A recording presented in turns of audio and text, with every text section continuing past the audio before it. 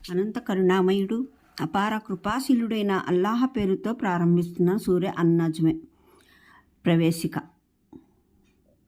ఆయన ప్రభువు మహత్తుగల సూచనలు నిదర్శనాలు ఆయనకు ప్రత్యక్షంగా చూపబడ్డాయి. ఆయన ఏది చెప్పినా ఏదో ఆలోచించుకుని చెప్పడం లేదు, కళ్ళారా చూసి మరీ చెబుతున్నారు. ఆయనతో మీ వాదులాట ఎలా ఉంటుందంటే, ఒక కళ్ళు లేని కబోది తనకు కానరాని వస్తువును గురించి కళ్ళున్న వానితో వాదులాడటం వంటిది. ఆ తర్వాత క్రమంగా 3 విషయాలు సెలవీయబడ్డాయి. ప్రథమంగా శ్రోతలకు ఇలా చెప్పడం జరిగింది: మీరు అనుసరిస్తున్న ధర్మానికి ఆధారం కేవలం అనుమానాలు, మనసుకు నచ్చిన ఊహలు మాత్రమే.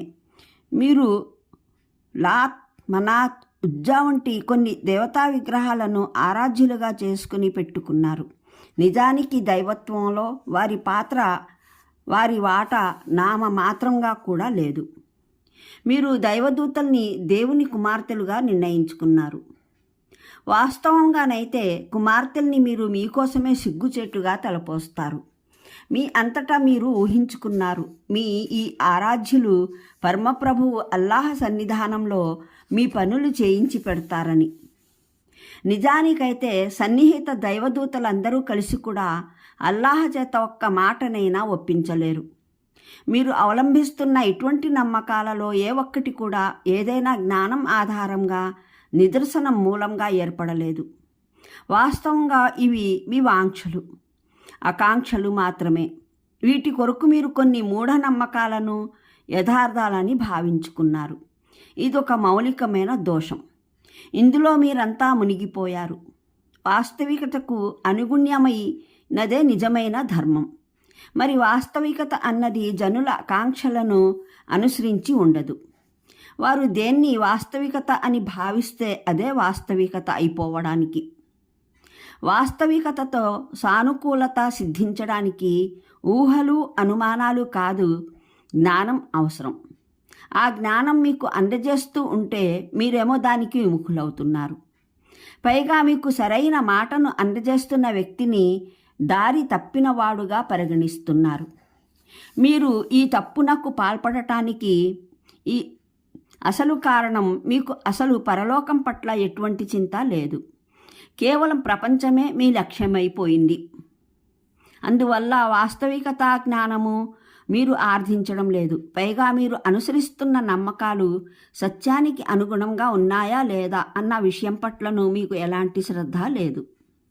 ద్వితీయంగా వారికి ఈ విషయం చెప్పబడింది: అల్లాహ్ మాత్రమే నిఖిల జగతికి స్వామి, సర్వాధికారి. ఆయన మార్గాన ఉన్నవాడే రుజుమార్గాన ఉన్నాడు.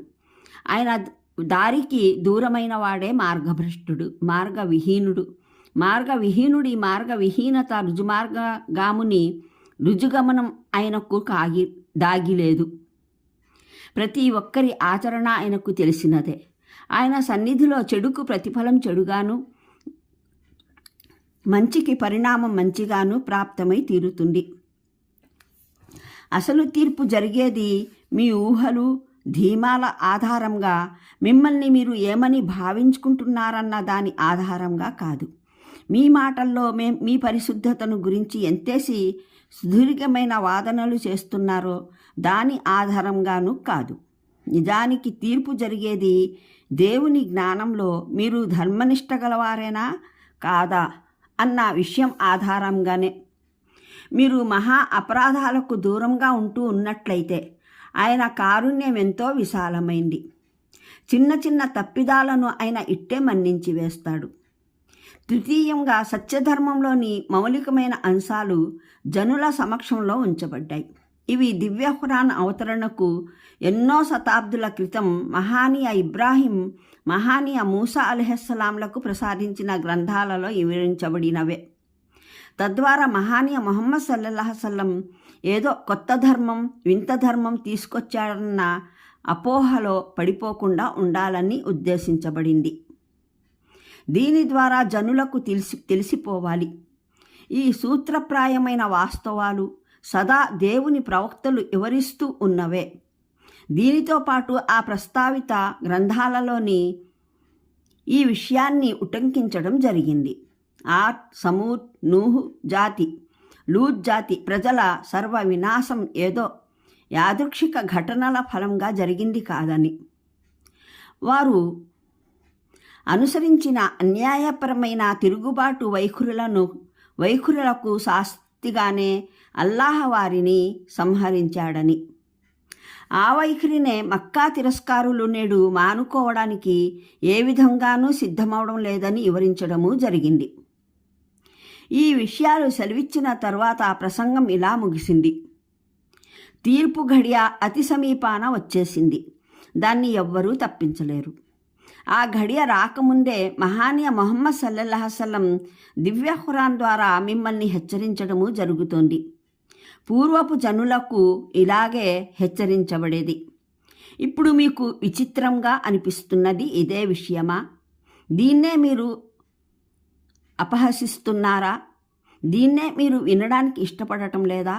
ఇతరులెవ్వరూ వినరాదని గలభా చేస్తూ ఉంటారా? మీ అవివేకం పట్ల మీకు ఏడుపు రావటం లేదా? మీ ఈ వైఖరిని మానుకోండి. అల్లాహ్ సమక్షంలో వినమ్రులవ్వండి. ఆయన దాస్యమే చేయండి. ఈ ప్రభావవంతమైన వచనాంశం మూలంగానే దాన్ని విని మరీ మొండి తిరస్కారులు సైతం తాళలేకపోయారు. దైవ సందేశహరులు దైవ వచనంలోని ఈ వాక్యాలు ముగించి సజ్దా చేయగానే వారును అప్రయత్నంగా సజ్దాలో పడిపోయారు.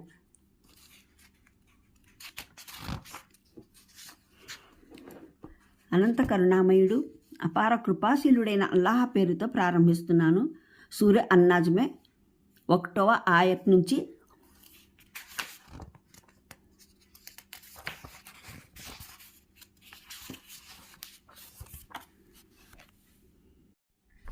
అనంత కరుణామయుడు అపార కృపాశీలుడైన